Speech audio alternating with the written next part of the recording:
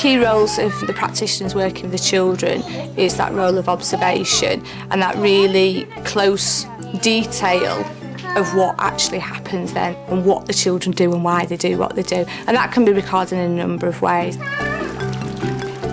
Through the observations and assessment, we find where there may be things missing or things that we can improve on so that we're meeting the needs of the children at all times.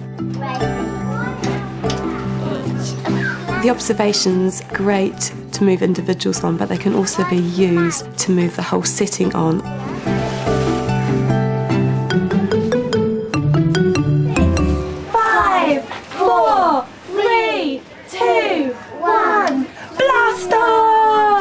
Some of the children have copied my numbers, so I've been writing about that, and you know, who's been able to write the numbers and what if they can recognise the numbers they've written. 10, 9, 8, 7, 6. With role play, obviously a lot of language comes out of it, so anything that they say that might be creative, I'm writing that down as well to show how they're communicating with each other and what language they have, you know, to develop their imagination. What are you going to do now? Have a picnic. Have a picnic on the moon, like the bear in Whatever Next. When we first set up a role play area, often the children don't really know how to use it. So initially, we try and go in and sort of support their play and extend them and ask questions. And then once they're using the area independently, then we'll step back and we'll observe. We'll find out what they're doing and what they're saying. How are you doing? Through play, the children are more confident in what they're doing and they're happy to talk and they're not scared of getting it wrong. They don't have any sort of preconditioned ideas as to what they have to say. It's just natural and it comes from within. So anything that they know about numbers or the way they develop and talk to each other, we can sort of see in a natural environment rather than being asked a question. And the evidence that we use to support that assessment can be photographic, it can be parents' input, it can be written observations. So lots of different ways of assessing the children are all put together to form a wider picture of that whole child. At the Hall Day Nursery, they've organised information gathering for every child. Some of it spontaneous, some of it planned and extended. Morning, Thomas. Are you all right? We talk to parents on a regular basis about what the children are interested in. Once we've found out what the children are interested in at home, each child has a key practitioner, and the key practitioner plans on a weekly basis for each individual child based on what the parents have told us. What song we sing?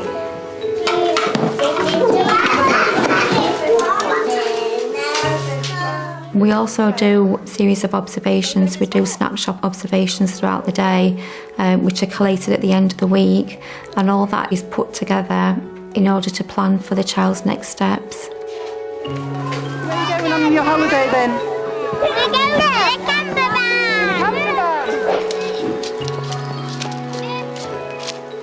The key roles of the practitioners working with the children is that role of observation and that really close detail of what actually happens then and what the children do and why they do what they do. And that can be recorded in a number of ways. You may see staff making quick notes on a post-it note or making notes in a notebook. Something we've also always had in place is using photographs to record that visual element of children's learning, but more recently we've really wanted to look at developing the use of video to record sequences of children's activities and learning, and that's been a big part of the work we've done over the last year.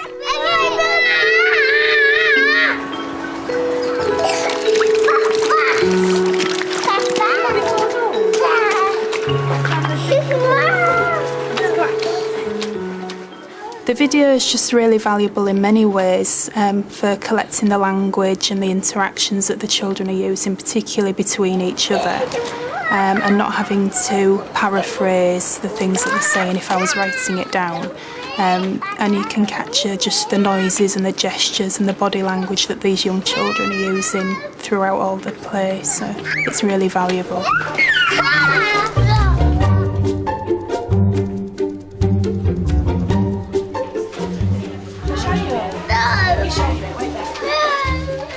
Jack's one of your key children. How do you think he's settling in? Have you managed to do his narrative observation yet? Yes, I have done a narrative observation of him yesterday.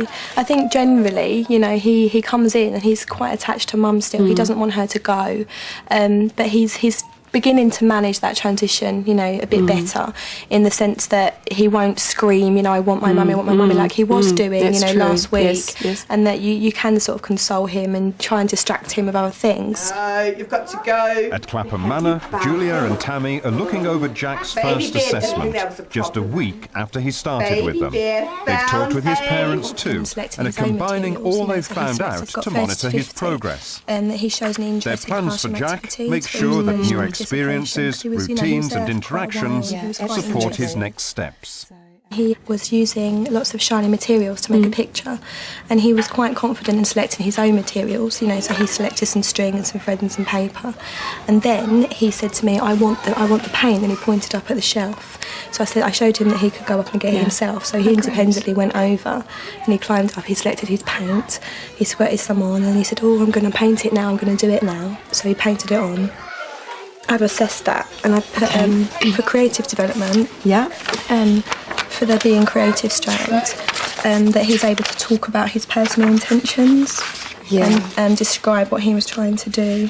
No, you can't. Once we've done an observation, we will highlight it on our tracking form, and then at the end of each term, I look at that child's grid and I make a judgment as to what band they're working on. And it's very clear to see any strands that we've got a weakness in, either haven't been covered. Should we look at creative development? Or it's actually the whole cohort is finding it difficult.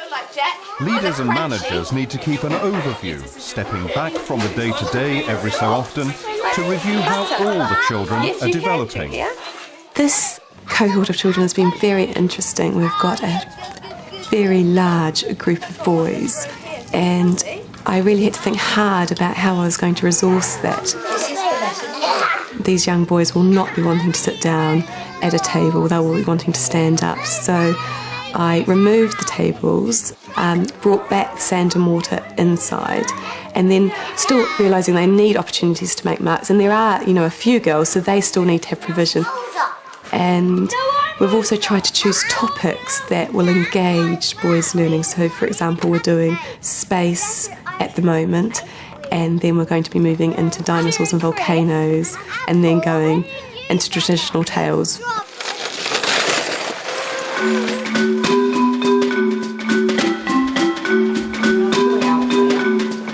Information about children only helps learning if it's used day to day. Talking with Mum, practitioners found out that Elise doesn't understand her colours. Emptying the dishwashers, a chance for her to practice. Today she emptied the dishwasher, and when Louise asked her what she'd done, she said she emptied the cups. And when we asked her what colour they were, she said red and blue. What colour were the cups? Red and red. Red and? Red and That's blue. right, good Clever girl. girl. Which was very good for Elise, because usually everything's red, and the cups were red and blue. No doubt when they come to pick her up. So I've written out an observation for her, and I'll use that information, and it'll go in her file towards her assessment. What is it? Daddy. On Parents' Evening, I talked to her mum and dad, and we talked about her colours, and her mum said she'd noticed that everything was red. So today, for her to get it actually right is a big thing actually, and I was really, really pleased for her.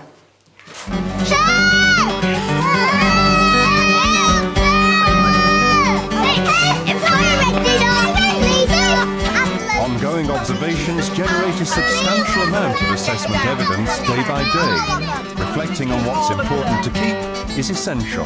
So you can either, if you move them both next For the to each other, videos, summarising involves editing. Right. Or if you wanted to slide one over the top of the other. Like that. Yeah, and you see where it's put that cross in there. If you play it from there. Jay has showed us how to edit those down and put together the most valuable bits into a sequence, just to document the key learning that's taking place. Drag that one over as well. Yeah. Every so often, settings share the tracking information they're keeping with parents. I've come to see Helen. Today, Leon's come in to discuss son Isaac's progress with their key person. Okay, thank you very much. Leon, I thought we'd have a look at Isaac's learning journey this afternoon. We have open weeks when families come in and we share information, because they post the observations, the videos, all our analysis, it all comes together. So there'll be films in there, there'll be questions that we want to ask really. There's just what the children have been saying, how they've been interacting, what their well-being, what their involvement is like. And so we share that with families. So I know that you're a keen cook as well. Yeah.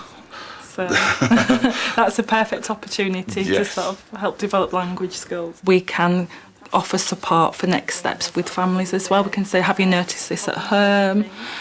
We've noticed this in the setting. Have you tried this at home? We're trying this. What have you tried? Have you got any ideas for us? So it's a real sharing opportunity, but a lot of it is all about that communication.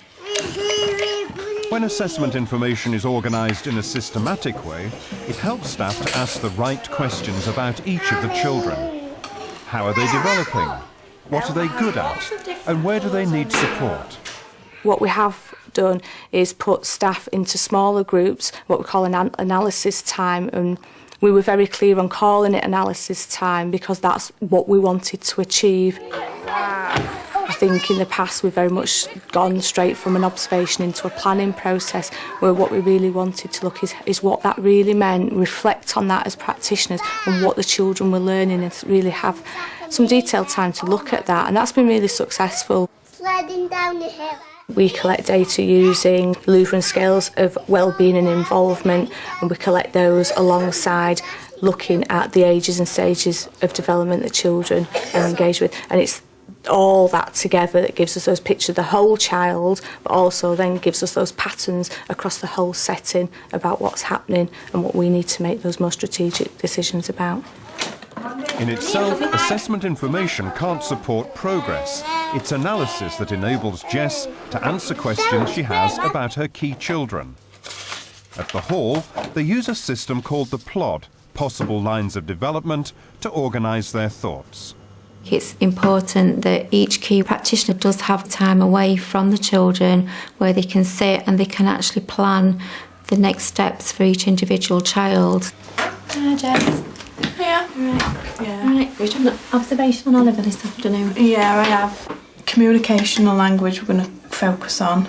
I've had a word with his parents, and they've been trying at home, encourage him at home with his language, so they've asked us to work with him. Through the observations and assessment, we find where there may be things missing or things that we can improve on, and through that we work as a team in each room to meet the needs of the practitioners and the children. There we go. Shaz gets it. It's about putting that all together to give that view of the centre and how all the children are performing as a group, and does what happens one year, does that happen another year, and how then between 1 year and next year, when we have had different interventions and different focuses for training, is that really making a difference to children? Because that's what the bottom line is, it's got to make a difference to children.